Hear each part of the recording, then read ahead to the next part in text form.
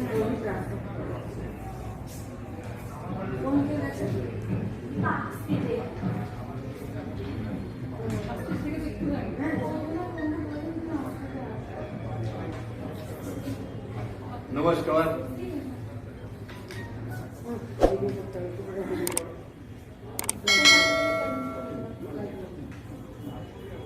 मैं अपनी ओर से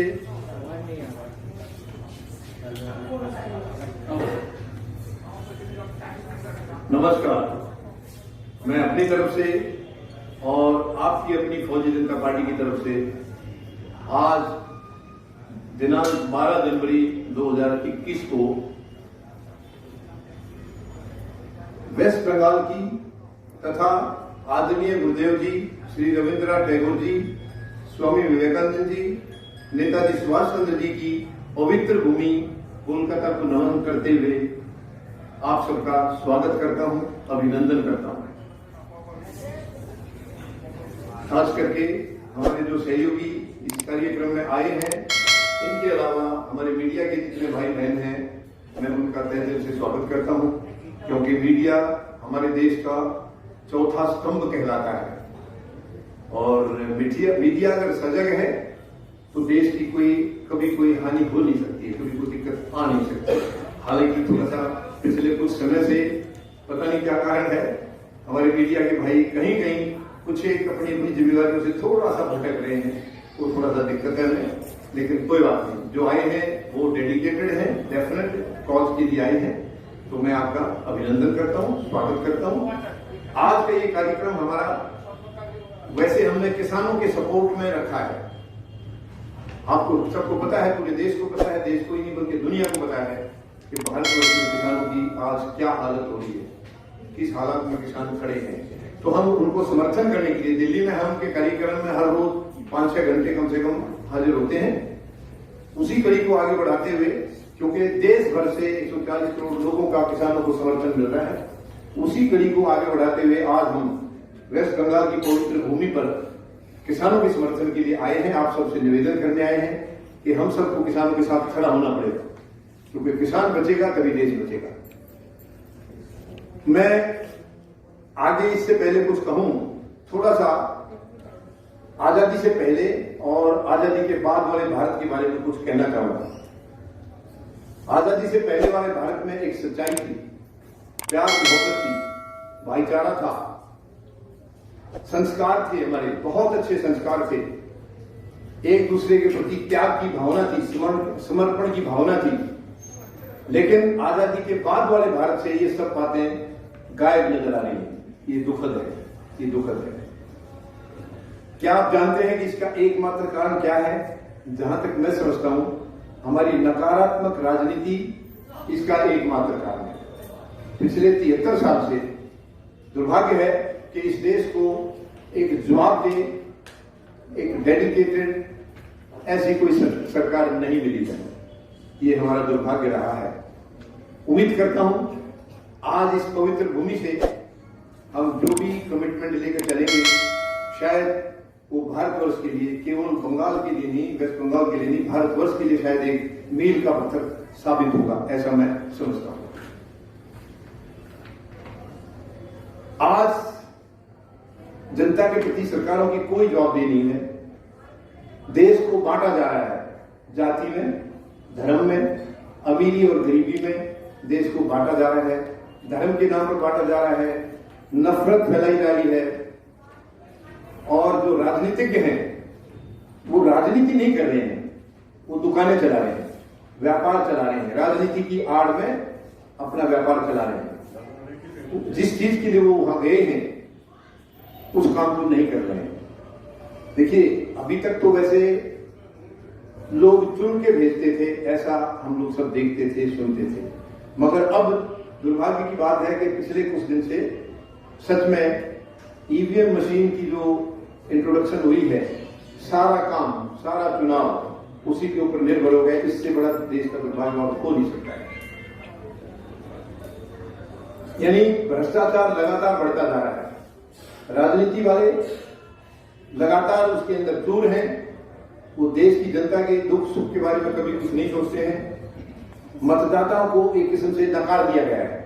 पहले जो मतदाता चुन के भेजते थे तो उनको थोड़ा सा भय होता था कि चुनी हुई सरकार है, अगर हम अच्छे काम नहीं करेंगे तो डेफिनेट है जनता हमको दोबारा नहीं भेजेगी यहाँ पर।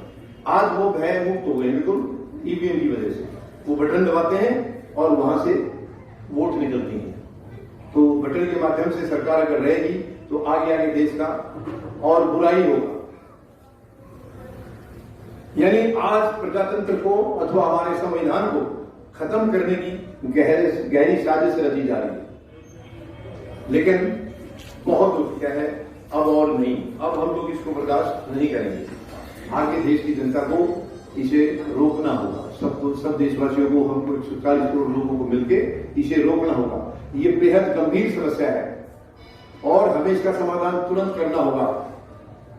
इसका समाधान होगा केवल स्वच्छ राजनीति के माध्यम से, केवल स्वच्छ राजनीति के माध्यम से। यानी वर्तमान में जो सरकारें हैं वो स्वच्छ भारत की बात तो करते हैं, मगर उनका ये मानना है या उनका ये समझना है कि हम गलियों में और सड़कों में झाड़ू लगाएंगे और भारत स्वच्छ हो जाएगा, मगर ऐसा नहीं है। जब तक हम राजनीति में झाड़ू नहीं लगाएंगे तो भारत स्वच्छ नहीं होगा।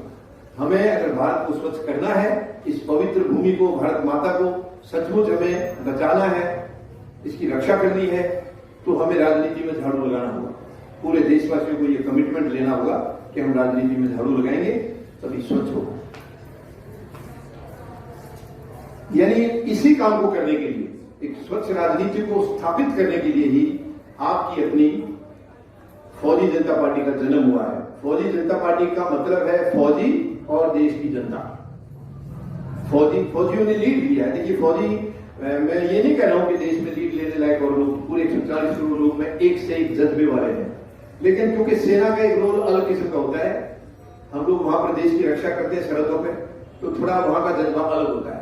तो हम लोगों ने सोचा है जब हम देश की सीमाओं की रक्षा कर सकते हैं तो संसद को संभालने में क्या दिक्कत है। इसी कमिटमेंट से हम लोगों ने इस पार्टी का गठन किया है और समझता हूं कि हम आपके सहयोग से इसमें कामयाब होंगे। मैं और ज्यादा पिछली बातों में ले जाकर के आपका समय खराब नहीं करना चाहूंगा, क्योंकि हर घटना के बारे में आप परिचित हैं। देश में कुछ भी ऐसा नहीं है जो आप नहीं जानते हैं। इसलिए अब हम वर्तमान हालात पर हम गंभीर चर्चा करते हैं, क्योंकि इसी से हम पवित्र भारत माता की रक्षा कर पाएंगे।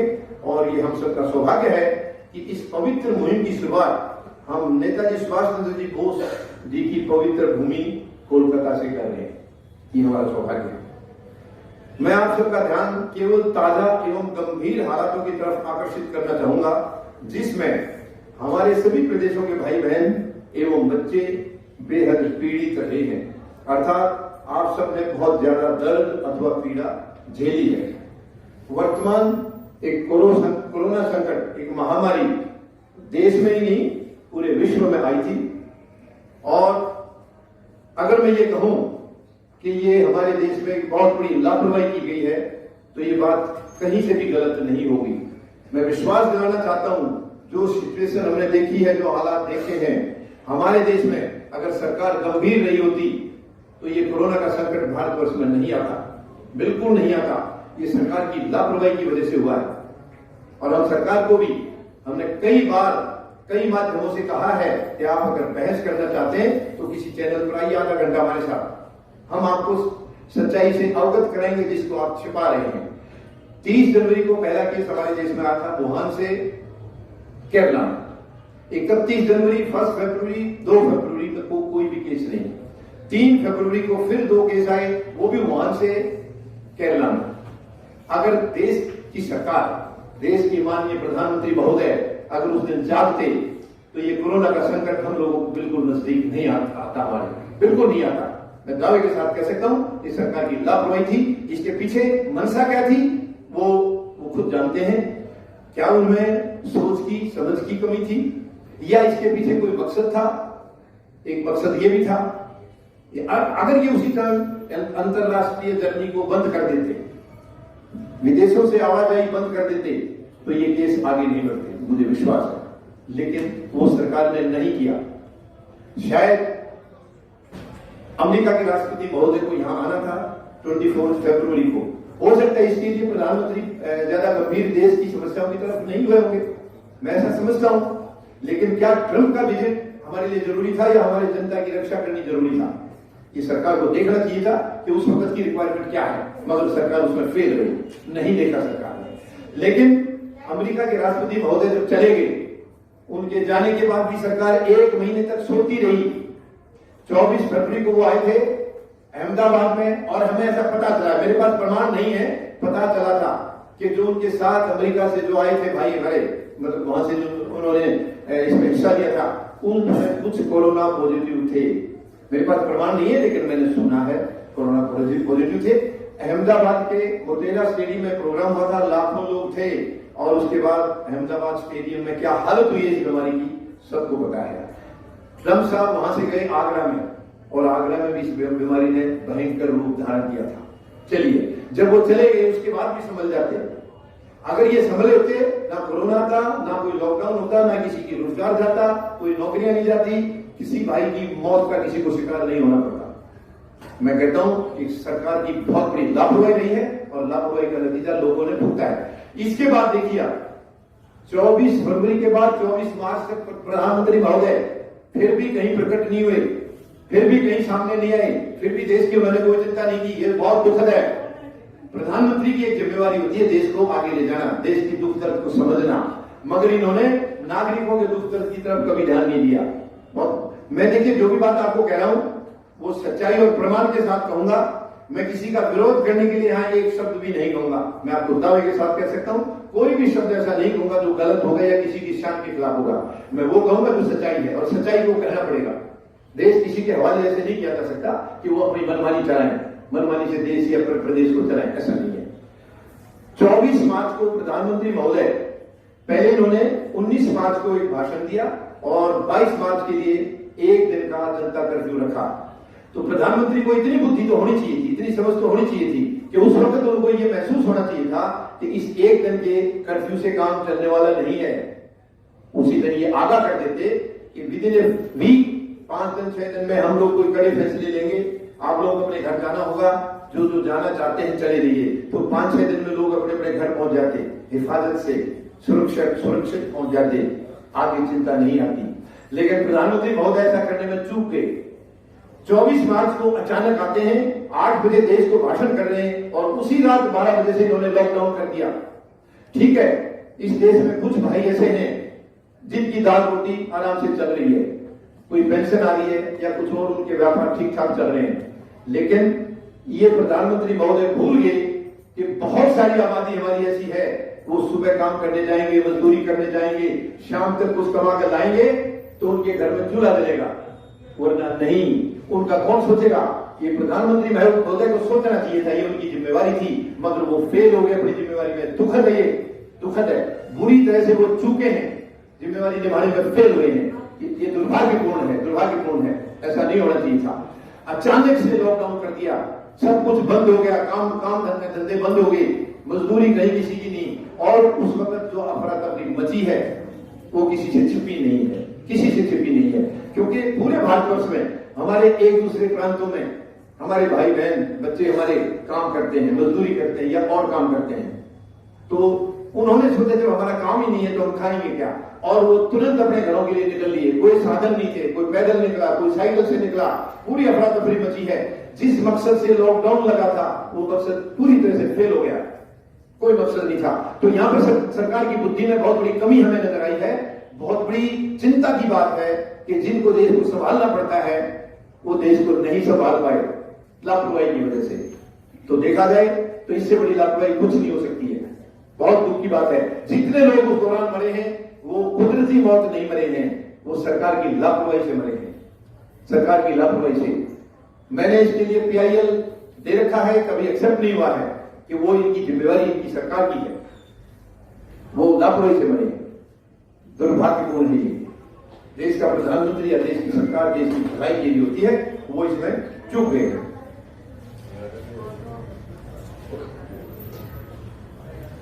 इस सरकार की नाकामयाबी अथवा गलत फैसले की वजह से मतलब बहुत बड़ा हमारे भाइयों ने बहुत दुख झेला है, बहुत पीड़ा झेली है।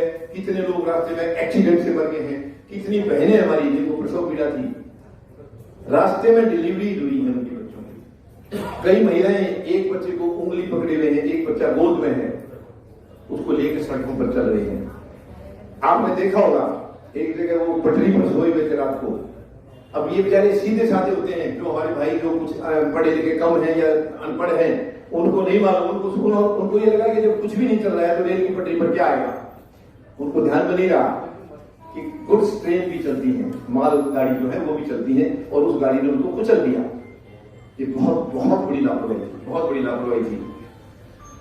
यानी मतलब मैं ये कहना चाह रहा हूं कि उन्होंने जो पीड़ा झेली है उसको शब्दों में बयान नहीं किया जा सकता। इसके बाद सरकारों को तुरंत उनकी मदद करने की बजाय प्रदेश सरकारों से भी, मैं अभी यहां किसी एक पर्टिकुलर सरकार का नाम नहीं लेना चाह रहा हूं, वरना कई प्रदेशों की सरकार ने साफ कहा है कि हम इनका आने का किराया नहीं देंगे। वो जैसे तैसे अपने रिस्क पर अपने तरीके से पहुंचे हैं। बहुत दिक्कत है, क्योंकि सरकार किस लिए होती है, ये हमारे दुख सुख में काम आने के लिए है।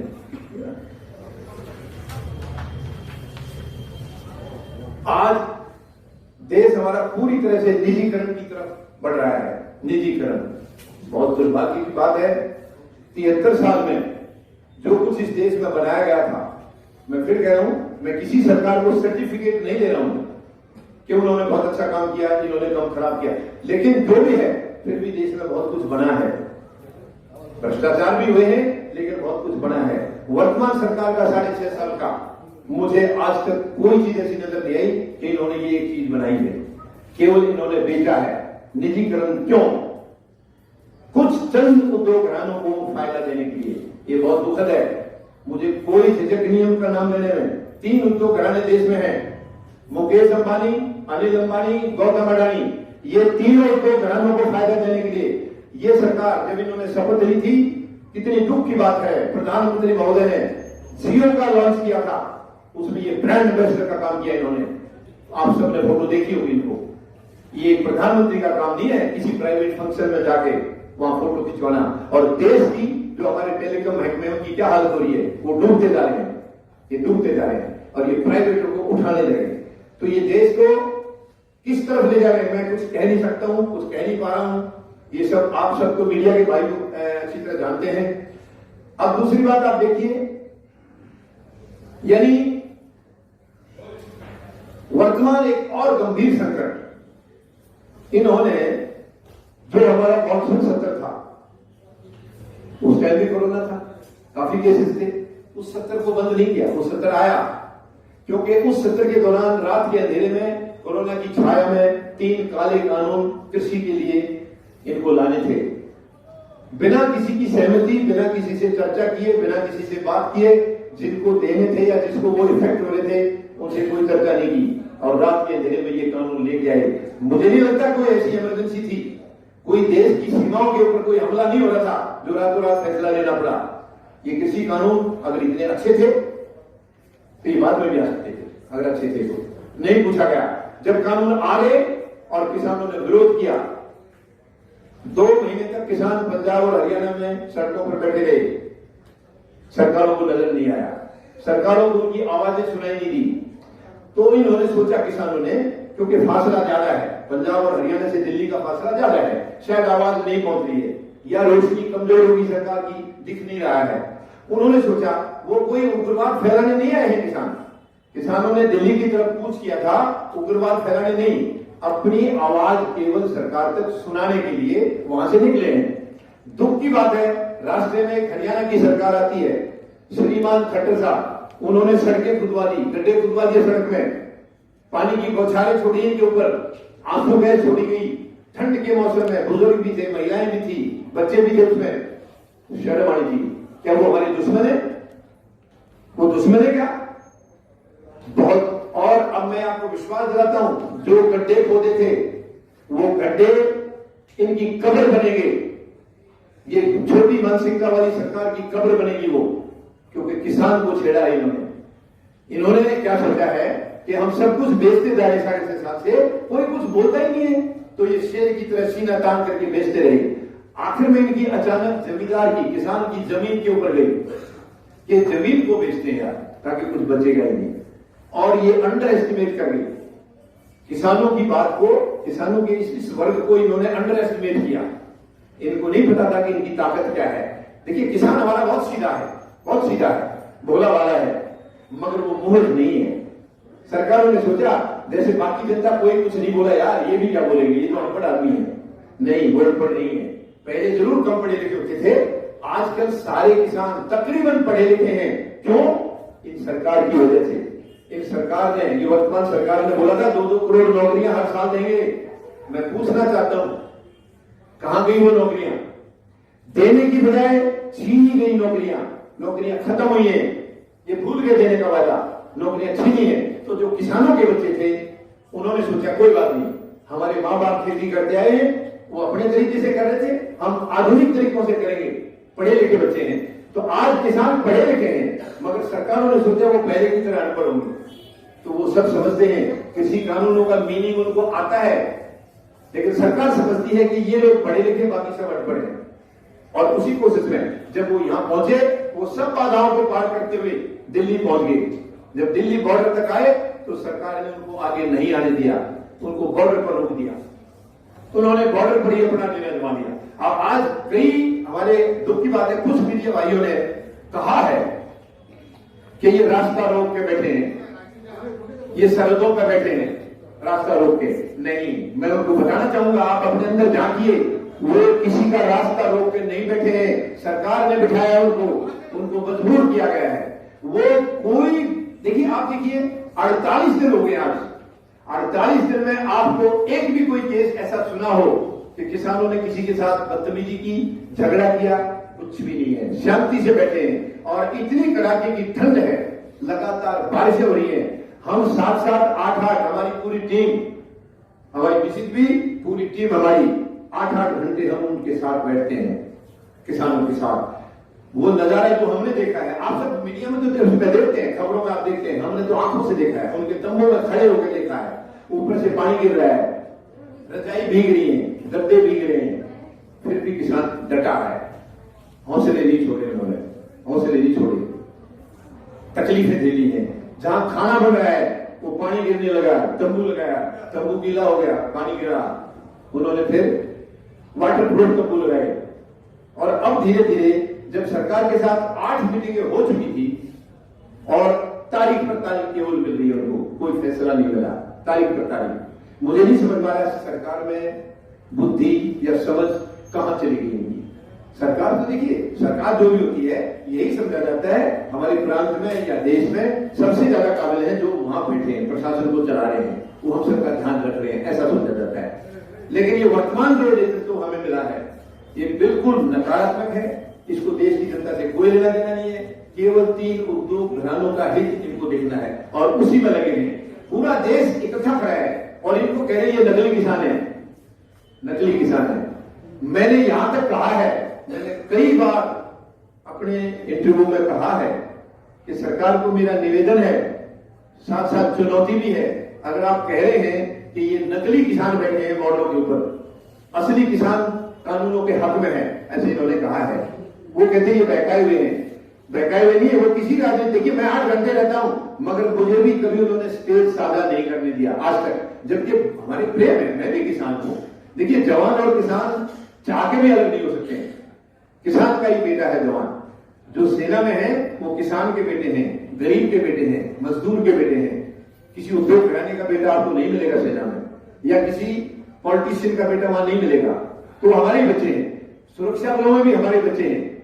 तो इन्होंने इतनी गंदी हरकत की है, यानी बाप और बेटे को लड़ा दिया है। सामने बेटे खड़े हैं, इस तरफ बाप खड़ा है, बाप और बेटे को लड़ा दिया, गृह युद्ध शुरू कर दिया। बहुत दुखद है, बहुत दुखद है। सरकार नहीं होती है इस काम करने के लिए, सरकार इन कामों के लिए नहीं होती है। सरकार को किसी भी गलत चीज को कोई अगर गलती से हो रही है तो उसको बचाने के लिए होती है, उसकी सुरक्षा के लिए होती है। लेकिन इस सरकार ने ऐसा नहीं किया है, ये बड़ा दुर्भाग्य है हमारा। मैं एक दुख की बात एक और है, वही पार्टी, वही दल जो ये दर्द दे रहा है किसानों को, वो जो दर्द बहुत मतलब रोना आ जाता है। आप उनकी 95, 96, 97 साल के बुजुर्ग मां बैठे हैं और वो ऐसे हैं जो सैनिक रहे, मेरे सैनिक रहे, कोई 50 साल में रिटायर हो गया, कोई 60 में हो गया, कोई 58 में हो गया, आज वो वहां डटे हैं और उन्होंने साफ कह दिया है, जब तक बिल वापसी नहीं तब तक घर वापसी नहीं, साफ कह दिया है।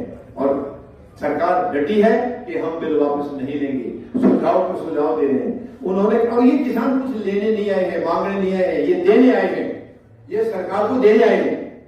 सरकार ने यह कहा है, ये जो 3 काले कानून हैं, ये कहा है कि ये तोहफा दिया हमने किसानों को, तोहफा। और किसान कह रहे हैं मुझे तोहफा नहीं चाहिए, आप अपना वापस ले लीजिए।